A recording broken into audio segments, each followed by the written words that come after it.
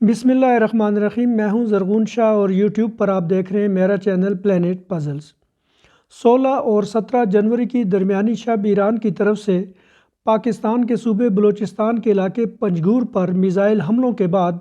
ہر پاکستانی کے ذہن میں یہ سوال اٹھ رہا ہے کہ آخر ایران نے ایسا کیوں کیا اور اب پاکستان کا جواب کیا ہوگا۔ بلوچستان پر میزائل حملے سے ایک روز قبل یعنی 15 جنوری کو ایران نے عراق کے شمالی علاقے اربل اور شام کے شمال کے علاقے پر بھی میزائل حملے کیے۔ ایرانی وزارت خارجہ کا یہ کہنا تھا کہ عراق کے شمال میں اربل میں جو حملہ کیا گیا وہ ایک ایسی فیسلٹی پر کیا گیا جو اسرائیل کی انٹیلیجنس ایجنسی موساد کا ہیڈ کوارٹر ہے، جہاں سے اسرائیل جاسوسی کرتا ہے ایران کے خلاف اور ایران میں انسٹیبلٹی یعنی عدم استحکام پیدا کرتا ہے۔ تو ایران کا یہ کہنا تھا کہ اس کے میزائلوں نے موساد کی اس فیسلٹی کو تباہ کیا، جبکہ کردستان کا جو آٹونومس ریجن ہے اس کے وزیر اعظم کا یہ کہنا تھا کہ ایسا کچھ نہیں ہے، اور عراق کا جواب بھی یہی تھا کہ ایران نے عراق کی سوورینٹی کو سبوتاج کیا ہے اور اس کی خلاف ورزی کی ہے، اور عراق جو ہے وہ ایران کے خلاف یونائٹڈ نیشنز میں جائے گا۔ اس کے علاوہ عراق نے ایران سے اپنا ایمبیسڈر بھی بلا لیا۔ اسی طرح شام میں ایران نے جو حملہ کیا وہ ایران کا جو سب سے دور ترین مار کرنے والا میزائل تھا، ایران نے وہ داغا تھا، اور اس کا یہ کہنا تھا کہ یہ حملہ شام میں جو داعش کے ٹھکانے ہیں ان پر کیا ہے۔ اس داعش کے اس دعوے کے جواب میں جب داعش نے یہ دعویٰ کیا کہ اس نے 3 جنوری کو ایران کے شہر کرمان میں جنرل قاسم سلیمانی کی پہلی برسی کے موقع پر جو تقریب ہو رہی تھی اس میں بامبنگ کی۔ کرمان میں جنرل قاسم سلیمانی کی پہلی برسی کے موقع پر جو 2 بام بلاسٹ ہوئے اس میں تقریباً 100 کے قریب ایرانی مارے گئے، اور اس کا دعویٰ جو ہے وہ آئسس یعنی داعش نے کیا کہ یہ بامبنگز اس نے کی ہے۔ جنرل قاسم سلیمانی 1 سال قبل اسرائیل اور امریکہ کے ہاتھوں عراق میں انہیں مار دیا گیا تھا، انہیں بھی ایک میزائل حملے میں عراق میں مارا گیا۔ تو ایران کا جواب یہ تھا کہ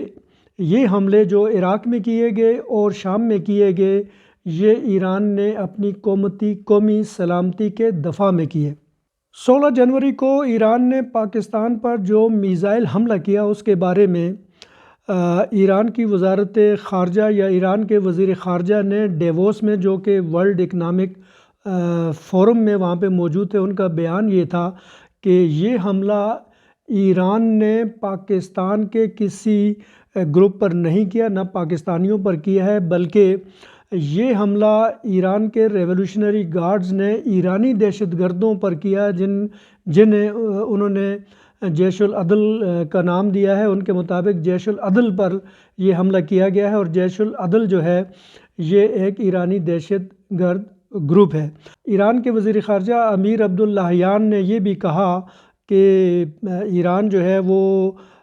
پاکستان کی علاقائی سلامتی اور خود مختاری کا احترام کرتا ہے، تاہم ایران اپنی قومی سلامتی پر کوئی سمجھوتا نہیں کرے گا۔ بلوچستان پر ایران کے اس میزائل حملے کے بعد پاکستان نے ایران سے اپنے سفیر کو واپس بلا لیا ہے، اور اسی کے ساتھ ایران کے سفیر کو بھی یہ کہا ہے کہ وہ پاکستان نہ آئیں۔ ایرانی سفیر اس وقت تہران میں موجود ہیں۔ اس کے ساتھ پاکستانی وزارت خارجہ کی ترجمان نے اپنے بیان میں یہ بھی کہا ہے کہ ایران کے ساتھ ہونے والے جتنے بھی سفارتی دورے تھے یا روابط تھے انہیں فی الحال سسپینڈ کیا جا رہا ہے۔ ساتھ ہی پاکستانی وزارت خارجہ کی ترجمان نے اپنے بیان میں یہ بھی کہا کہ ایران کا یہ حملہ اقوام متحدہ کے اصولوں اور UN چارٹر کی صریحاً خلاف ورزی ہے، اور پاکستان جواب کا حق رکھتا ہے، اور پاکستان کے اس جواب کے جو بھی نتائج ہوں گے اس کی مکمل ذمہ داری اب ایران پر ہوگی، کیونکہ وائیولیشن جو ہے وہ ایران نے کی ہے۔ اس ساری صورتحال کے بعد پاکستان میں ایران کے سفارت خانے کی طرف سے ایک بیان جاری ہوا ہے جس میں یہ کہا گیا ہے کہ ایران کے وزیر خارجہ امیر حسین عبداللہیان نے پاکستان کے وزیر خارجہ جلیل عباس جیلانی سے ٹیلی فونک رابطہ کیا ہے اور دونوں وزرائے خارجہ نے موجودہ صورتحال کو ڈسکس کیا ہے۔ ایرانی سفارت خانے کی طرف سے جاری بیان میں یہ بھی کہا گیا ہے کہ ایرانی وزیر خارجہ نے پاکستانی ہم منصب کے ساتھ ملاقات میں یہ کہا کہ ایران برادر، دوست اور ہمسایہ ملک پاکستان کی علاقائی سالمیت اور خود مختاری کا احترام کرتا ہے۔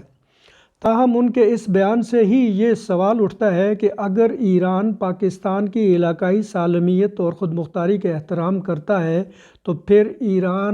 ریاست ایران نے ریاست پاکستان پر میزائل حملہ کیوں کیا، اور ایران کی طرف سے ان میزائل حملوں کو پھر کیا نام دیا جائے۔ ایران کی طرف سے پاکستان پر یہ میزائل حملہ نہ صرف افسوسناک بلکہ حیران کن اور غیر متوقع ہے، کیونکہ پاکستان اور ایران کے تعلقات اس نہج پر یا اس سطح پر نہیں ہے کہ ہم میں سے کوئی ملک بھی اٹھ کر دوسرے پر ایئر سٹرائکس کرے۔ پاکستان اور ایران کے تعلقات گزشتہ کئی سالوں سے کافی بہتری کی طرف گئے ہیں، خصوصاً ایران اور سعودی عرب کے درمیان جو ایک رپروشما ہوا ہے اس کے بعد تو تعلقات کافی بہتری کی طرف گئے ہیں، اور پاکستان اور ایران کے درمیان ابھی بھی کوئی جوائنٹ نیول یا ملٹری ایکسرسائزز وغیرہ بھی چل رہی ہیں۔ اس کے علاوہ دونوں ممالک میں تقریباً 2014 سے ایک سیکیورٹی کمیونیکیشن کا میکانزم موجود ہے، یعنی اس میکانزم کے تحت دونوں ممالک کے بارڈرز پر اگر کوئی ایسا ویسا واقعہ ہوتا ہے جو سیکیورٹی سے کنسرن ہے تو دونوں ممالک کے درمیان ایک ہاٹ لائن کی سہولت موجود ہے، اور اس ہاٹ لائن پر پہلے بھی کئی معاملات حل ہوئے۔ اس سے پہلے پاکستان اور ایران کے درمیان بارڈرز پر ایشوز چلتے رہے ہیں، جب ایران کی فورسز نے پاکستانی فورسز پر وہاں سے فائرنگ کی اور ہمارے سیکیورٹی فورسز کے جوان شہید ہوئے ہیں، اور اسی طرح کبھی ہمارے سیکیورٹی فورسز کے لوگوں کو اغوا کر کے ایران لے جایا گیا۔ اسی طرح پاکستان سے جو بھی مسلح یا دہشت گرد گروپ ہیں انہوں نے ایران کی سیکیورٹی فورسز پر حملے کیے اور پاکستان نے پھر ان کے خلاف کارروائی بھی کی ہے۔ تو یہ ایک میکانزم دونوں ممالک کے درمیان موجود ہے، جب بھی کوئی سیکیورٹی ایشو رائز ہوتا ہے تو مل کر کمیونیکیشن چینلز کے ذریعے اس پر بات ہوتی ہے اور پھر مل کر کوئی اس کے خلاف کارروائی کی جاتی ہے۔ لیکن 1979 کے انقلاب ایران کے بعد ایران کا یہ اقدام کسی کو سمجھ میں نہیں آ رہا کہ آخر ایران نے ایسا کیوں کیا، جب سارے میکانزم موجود ہیں وزارت خارجہ کی سطح پہ اور ہماری دونوں سیکیورٹی فورسز کی سطح پہ یہ میکانزم موجود ہے، تو پھر ایران کو میزائل حملہ پاکستان پر کرنے اور پاکستان کی علاقائی سالمیت اور خود مختاری کی خلاف ورزی کرنے کی ایران کو ضرورت کیا تھی؟ پاکستان پر حملے کے بعد ایران کے وزیر خارجہ یا خود ایران کی گورنمنٹ کی طرف سے جو ایک نیریٹو دیا گیا، جو ایک بیانیہ دیا گیا، وہ تقریباً اسی طرح ہی ہے جو عراق اور شام پر میزائل حملوں کے بعد دیا گیا۔ یعنی وہ نیریٹو یہ ہے کہ ایران جو ہے وہ دیگر ممالک کی علاقائی سالمیت اور خود مختاری کا احترام کرتا ہے، لیکن اپنی قومی سلامتی پر ایران کبھی بھی کسی تھریٹ کی وجہ سے کوئی سمجھوتہ نہیں کرے گا۔ یعنی ایران کی قومی سلامتی کو اگر کوئی خطرہ درپیش ہوگا تو ایران ایکٹ کرے گا اور اس کو ڈیٹیر کرے گا۔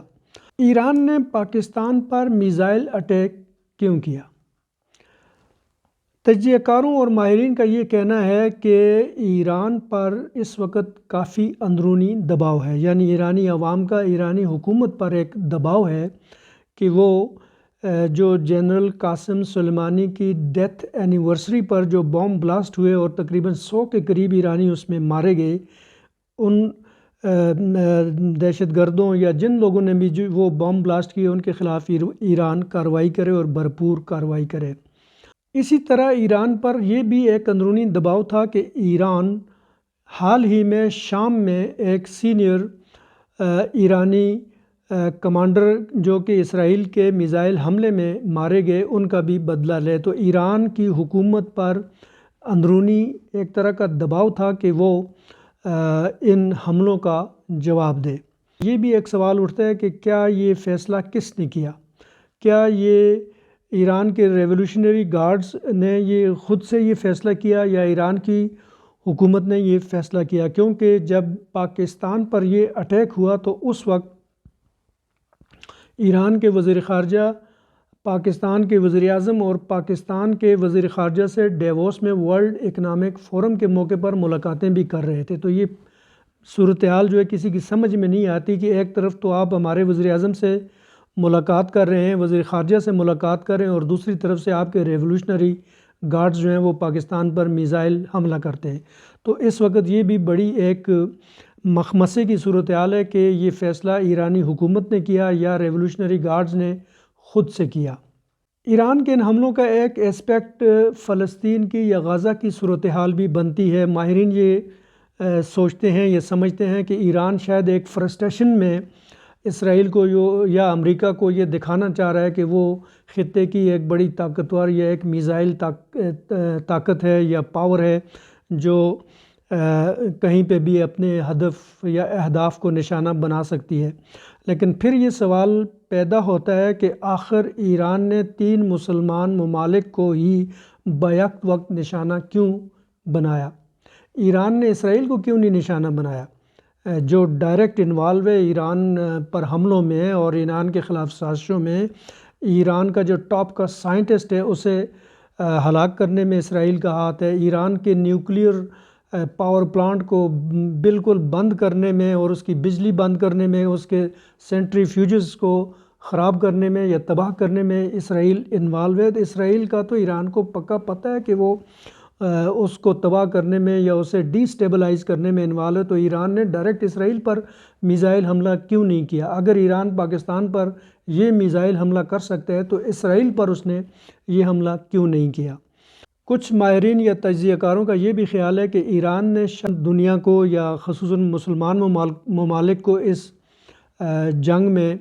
لانا چاہتا ہے یا گھسیٹنا چاہتا ہے، جو کہ ابھی تک ایران کو اس معاملے میں کامیابی نہیں مل سکی۔ تو ایک لحاظ سے ایران میں یہ فرسٹریشن ہے کہ ایران کا شاید جو اسکرپٹ تھا یا پلان تھا وہ اس لحاظ سے کامیاب نہیں ہوا، جو یہ تھا کہ خطے کو جنگ کی لپیٹ میں لایا جائے۔ عراق اور شام کے حوالے سے تو یہ بات کہی جا سکتی ہے یا ایک مارجن بنتا ہے کہ عراق یا شام ایران کے مقابلے میں اسی جتنی کوئی میزائل پاورز نہیں ہے، لیکن اس کے برعکس پاکستان کیا ایران جیسی ہی ایک میزائل پاور نہیں ہے؟ اور کیا پاکستان ایک نیوکلیئر پاور نہیں ہے؟ یہ وہ سوال ہے جس کا جواب پاکستان کا جواب بتائے گا۔